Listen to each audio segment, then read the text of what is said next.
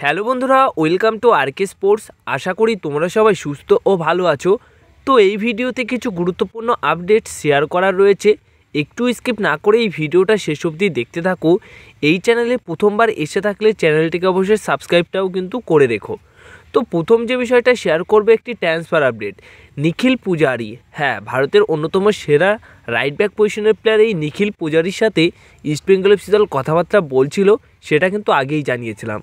এখন এই প্লেয়ারটিকে নিয়ে যেটুকু খবর পাওয়া যাচ্ছে, এই ফুটবলারের সাথে ইস্টবেঙ্গল এফসি দল অ্যাডভান্স স্টেজে কথাবার্তা বলছে এবং পুরোপুরি ডিলটা ডান করে ফেলবে ইস্টবেঙ্গল এফসি দল এশিয়ান কাপের পর গিয়ে। অর্থাৎ এখন বর্তমান সময় দাঁড়িয়ে ইস্টবেঙ্গল এফসি দলের হয়ে খেলার সম্ভাবনা প্রবল দেখা দিচ্ছে এবং সম্ভাবনা সেরকমই রয়েছে। আর এই ফুটবলের সাথে যেভাবে ডিলটি ডান করতে চলেছে ইস্টবেঙ্গল এফসি দল, সেটা হচ্ছে বিপি সুয়েরকে দিয়ে হায়দ্রাবাদ এফসি দল থেকে নিখিল পূজারিকে নেবে, মানে একটা সোয়াইপ ডিলের মাধ্যমে এই প্লেয়ারটির সাথে ডিল ডান করতে চলেছে। কিন্তু বিপি সুয়ারকে দিয়ে দিলেও তারা কিন্তু খুব ভালো মানের একজন রাইট ব্যাক পজিশনের প্লেয়ার পেয়ে যাচ্ছে, যে কিনা বর্তমান সময় দাঁড়িয়ে নিয়মিত রাইট ব্যাক পজিশনে খেলে থাকেন ভারতের দলের হয়ে। তো খুবই ভালো একটা সাইনিং ইস্টবেঙ্গল এফসি দলের জন্য হতে চলেছে এটা। এবার নেক্সট যে আপডেটটা রয়েছে সেটা হচ্ছে হায়দ্রাবাদ এফসি দলের আরও এক তারকা ফুটবলার। তো বর্তমান সময়ে দাঁড়িয়ে হায়দ্রাবাদ এফসি দলের যা পরিস্থিতি, এই পরিস্থিতিতে সবাই কিন্তু সেই পরিস্থিতির সুযোগটা নিতে চলেছে বা নিচ্ছে। যেরকম মানে খারাপ পরিস্থিতির মধ্যে দিয়েই যাচ্ছে, তাই প্লেয়াররা কিন্তু এই দল আস্তে আস্তে ছেড়ে দিচ্ছে। তো সেই মতো নিখিল পূজারির পর এখন কিন্তু নাম শোনা যাচ্ছে মোহাম্মদ ইয়াসিরের।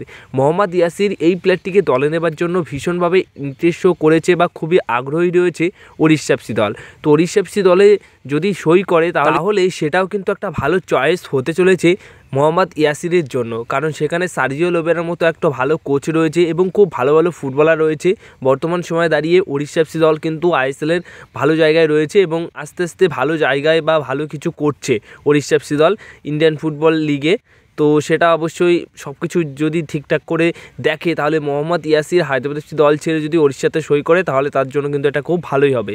কিন্তু এটাও দেখতে হবে হায়দ্রাবাদ এফসি দল কোনোরকম শর্ত বা ভালো অফার দিয়ে তাকে ধরে রাখতে পারে কিনা, কারণ এক এক করে যদি সব প্লেয়ারদের ছেড়েই দেয়, তাহলে পরবর্তী সময় গিয়ে যখন ইনভেস্টার আসবে বা ইনভেস্টার আসার খবর রয়েছে, তখন ইনভেস্টাররা বা তখন দলটি কি করবে, ভালো ভালো প্লেয়ারদের ছেড়ে দিলে পরবর্তী সময় কাদেরকে নিয়ে খেলবে, এটাই কিন্তু মেন একটা সমস্যা থাকছে বা মেন প্রবলেমের মধ্যে পড়তে পারে। তাই তারা যতটুকু পারবে ততটুকু প্লেয়ার কিন্তু ধরে রাখার চেষ্টা করবেই।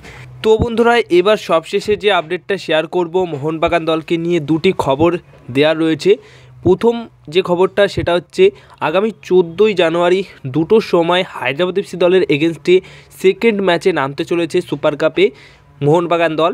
তো সেই ম্যাচে একজন তারকা ফুটবলারকে পাবে না, আর সেই তারকা ফুটবলারটি মাঝমাঠে খেলে থাকেন অভিষেক সূর্যবংশী। তিনি কিন্তু প্রথম ম্যাচে দুর্দান্ত পারফরমেন্স করেছেন।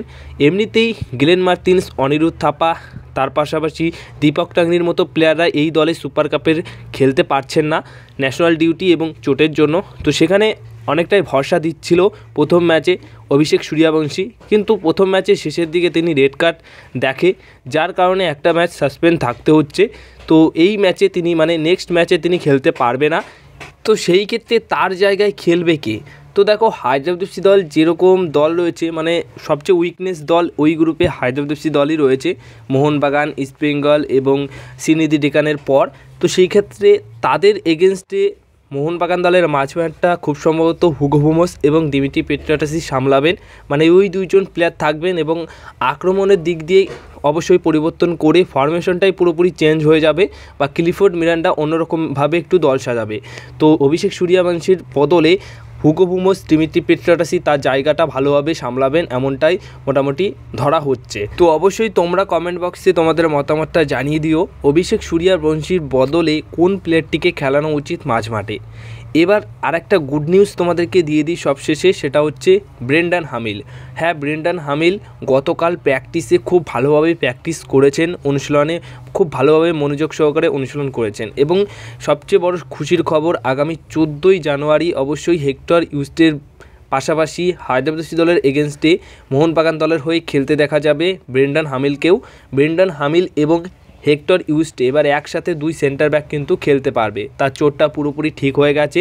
প্রথম ম্যাচ তিনি অ্যাজ এ রিজার্ভ বেঞ্চে বসেছিলেন সাবস্টিটিউট প্লেয়ার হিসেবে, কিন্তু খেলতে নামেনি। বাট এই ম্যাচে প্রথম থেকেই তিনি খেলতে পারবেন। তো এটা কিন্তু দারুণ একটা সুখবর, কারণ ডিফেন্সে একটু হলেও চাপ পড়ছিল, সেটা আমরা গত ম্যাচে দেখেছি। তো সেই অনুযায়ী হামিল আসাতে ডিফেন্সটা আরও একটু হলেও শক্তিশালী হয়ে উঠছে। এই ছিল আজকের কিছু গুরুত্বপূর্ণ আপডেটস। যদি ভিডিওটা ভালো লেগে থাকে অবশ্যই ভিডিওতে লাইক, শেয়ার, কমেন্ট করো, আর চ্যানেলটিকে তোমরা সাবস্ক্রাইব করে নিও।